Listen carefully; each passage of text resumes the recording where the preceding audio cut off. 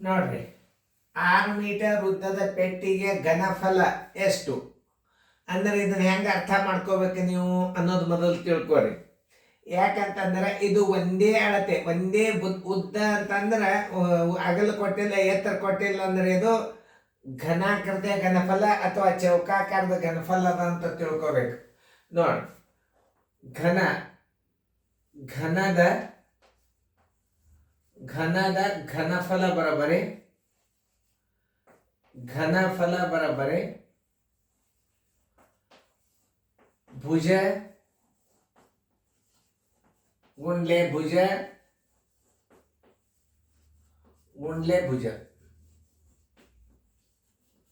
ಬರಬರಿ 6 ಗುಂಡ್ಲೆ 6